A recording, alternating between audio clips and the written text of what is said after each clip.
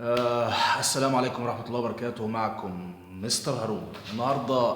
آه طيب، هتكلم كده في حاجة غريبة يعني لاحظناها كتير قوي ما بين البنات. خاصة البنات، يعني البنات الكلمة اللي بقت البنات بتقولها على طول: كراش. انا طبعا ما كنتش فاهم معنى الكلمه دي اصلا الاول. اعذروني، جيل تمانيناتي متعفن ما بيعرفش اي حاجه من الحاجات دي. يعني كان اخري كان الدراع ابو الاتاري ابو دراع ده اللي هو كان بيتعمل كده ده. فالجمله دي بصراحه استوقفتني كتير، خاصه لما لقيت بنت بقى كاتبه ايه: انا متضايقه جدا، الامتحانات كانت صعبه جدا الفتره اللي فاتت ومش عارفه اذاكر، ده حتى الاكل مش قادر يخش في بوقي عشان خاطر نفسي مسدوده، الكراش بتاعي ما بيردش عليا.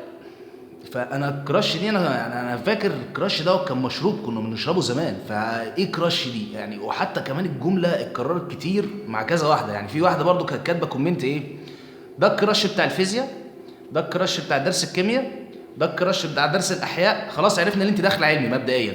ده الكراش بتاع درس العربي، وده الكراش مش عارف ايه. فانا عايز اعرف كلمه كراش دي، عم كراش كراش كراش كراش. في الاخر اكتشفتها ان هي صاحبها، صاحبها اسمه كراش.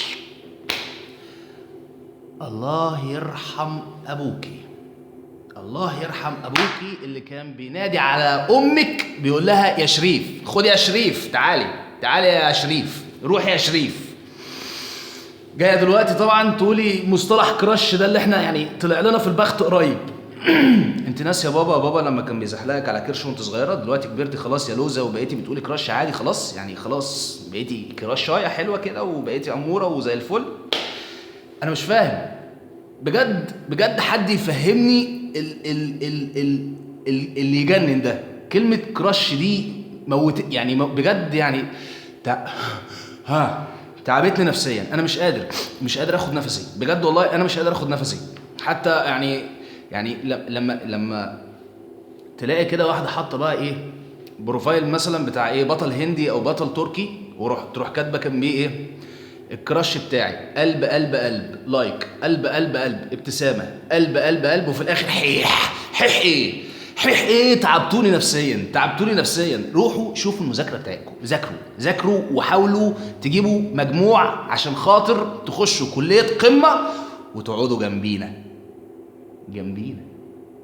لكن كراش وكلام اهبل ده ايه؟ في الاخر هيسيبك على فكره. يعني انتوا عمالين بتكرشوا على بعض، هو هيكرش عليك وانت تكرش عليه، وفي الاخر هتكرشوا انتوا الاتنين على بعض كده.